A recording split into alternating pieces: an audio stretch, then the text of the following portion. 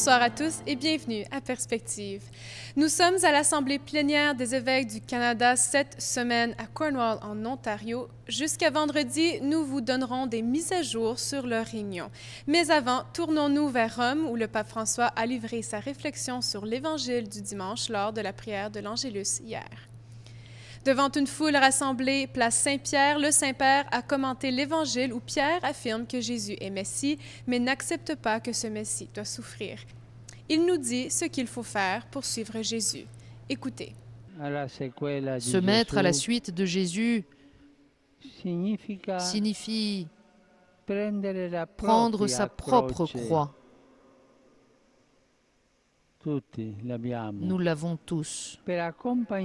Pour l'accompagner sur son chemin, un chemin malcommode, qui n'est pas celui du succès ou de la gloire passagère, mais celui qui conduit à la vraie liberté, celle qui nous libère de l'égoïsme et du péché. Il s'agit d'opérer un net refus de cette mentalité mondaine qui met son propre moi et ses propres intérêts au centre de l'existence. Et non, cela n'est pas ce que Jésus attend de nous. Au contraire, Jésus nous invite à perdre notre propre vie pour lui, pour l'Évangile, pour la recevoir renouvelée, accomplie et authentique. L'Assemblée s'est donc ouverte ce matin avec une messe présidée par Monseigneur Lionel Gendron du diocèse de Saint-Jean-de-Longueuil. Plus d'une centaine d'évêques étaient rassemblés pour la fête de la Croix glorieuse. Monseigneur Gendron a centré son homélie sur l'évangélisation qui trouve sa source dans l'amour, comme le décrit l'Évangile d'aujourd'hui tiré de Saint Jean. Comment l'Évangile, la bonne nouvelle, peut arriver jusqu'au cœur de nos frères et de nos sœurs en humanité. Et il me semble que la parole de Dieu, de cette fête de la Croix glorieuse, vient nous donner quelques indications importantes pour l'œuvre d'évangélisation qui est la nôtre. Bien sûr, nous voulons mieux accueillir l'Évangile, mais nous voulons aussi la révéler, la manifester, le manifester à nos frères et nos sœurs, cette bonne nouvelle. Après quelques présentations, le président de la Conférence des évêques, Monseigneur Paul-André Durocher, archevêque de Gatineau, a lancé la réunion annuelle avec la lecture d'un message des évêques canadiens au pape François. Il débute en disant que la beauté naturelle du pays reflète des thèmes de votre encyclique et qui nous appelle au dialogue avec notre maison commune. On a évoqué leur désir de rejeter la culture de l'indifférence, surtout en ce qui a trait au suicide assisté et au traitement des Premières Nations. Et l'appel de la Commission Vérité et Réconciliation pour atteindre la justice pour ces hommes et ces femmes qui ont subi l'isolation du reste de la société pendant tant d'années. On ne peut guérir la nature et la personne humaine sans rétablir la relation entre eux, affirment-ils dans leur message. Ils ont aussi souligné le dialogue interreligieux, la protection des mineurs, le 50e anniversaire de Nostra Aetate, la vie consacrée, leur préparation au synode des évêques sur la famille, le récent motu proprio du pape François sur les nullités de mariage, la cause des réfugiés autour du monde. Leur message s'est terminé en remerciant le Saint-Père pour son enseignement clair et demandait ses prières. Ce sont entre autres plusieurs des sujets qui seront abordés au courant de cette semaine. Puis, on a demandé aux personnes présentes de garder dans leurs prières les évêques décédés au cours de la dernière année, notamment Monseigneur Pierre-André Fournier de Rimouski, Monseigneur André Vallée de Hearst, le cardinal Jean-Claude Turcotte de Montréal, Monseigneur Raymond Roussin de Vancouver, Monseigneur Robert Lebel de Valleyfield et Monseigneur Peter Sutton de Kiwa'anlipa.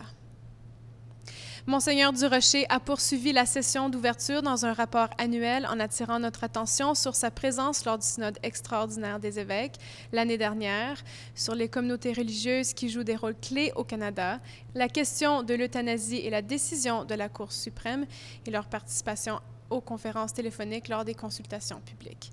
La CECC veut aussi assurer un suivi sur la commission Vérité et Réconciliation. Il a mentionné leur audience privée avec le pape François, un échange fraternel avec beaucoup d'humour, a raconté l'archevêque de Gatineau.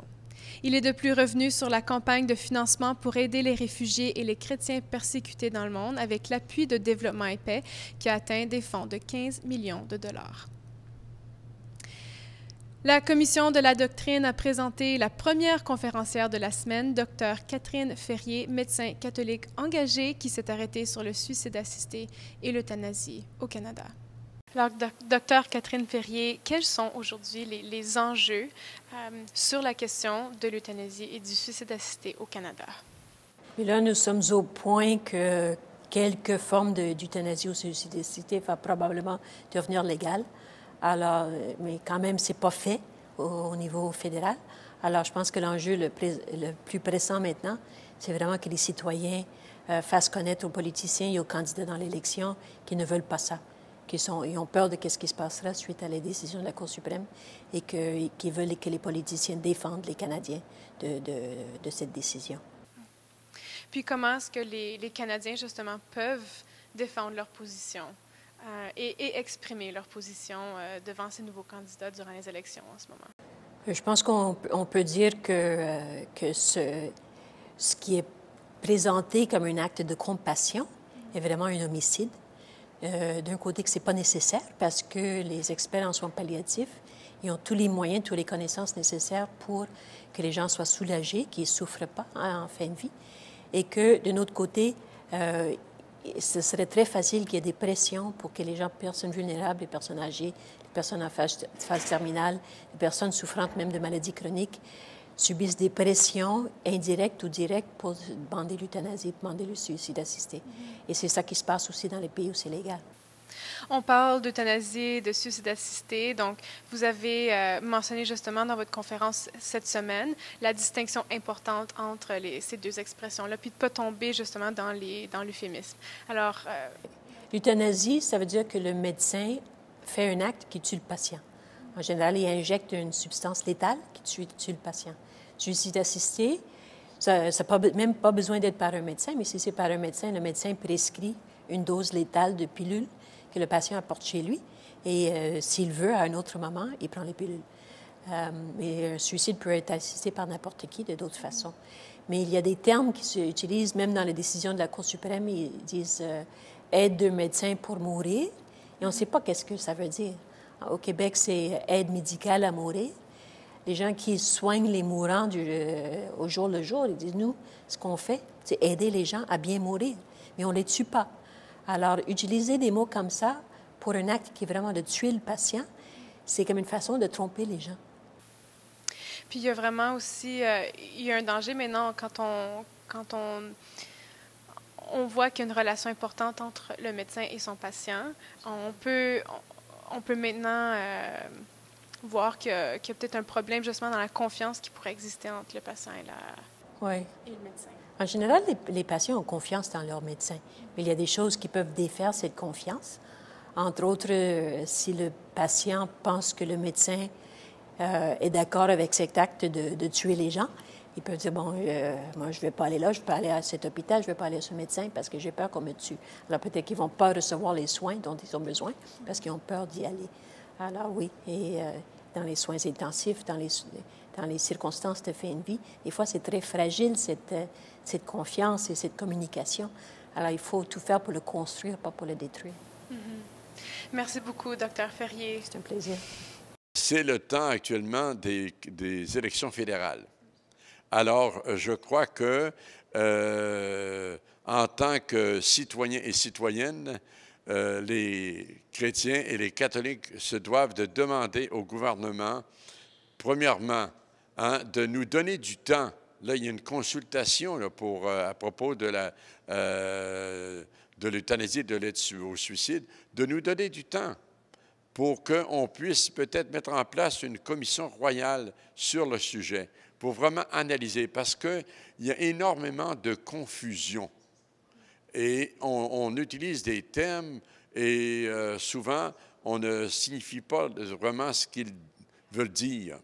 Donc, il nous faut du temps pour que les gens puissent comprendre quels sont les enjeux de l'aide au suicide et de l'euthanasie, quels sont les enjeux d'un changement de loi et un changement du code criminel, quels sont les enjeux au niveau de la médecine. Les médecins vont avoir, est-ce qu'on va respecter leur conscience? On parle d'objection de conscience, mais est-ce que réellement la loi va respecter cela? Puis vous, en tant que conférence des évêques catholiques, vous vous êtes rassemblés cette semaine. Donc, comment est-ce que vous vous appuyez les familles, justement, qui font face à cette réalité-là, cette question-là du suicide assisté ou de l'euthanasie? Je pense que nous devons, en même temps qu'on dit non à l'euthanasie, manifester notre compassion. Hein? Et ça, je crois que les gens là, doivent le savoir, que c'est au contraire, nous voulons que les personnes ne souffrent pas inutilement. Ne manquez pas un nouveau Focus catholique ce soir avec Francis Denis, Élisabeth Turgeon, bienheureuse au service de l'éducation à 19h35. Merci d'avoir été avec nous. À très bientôt.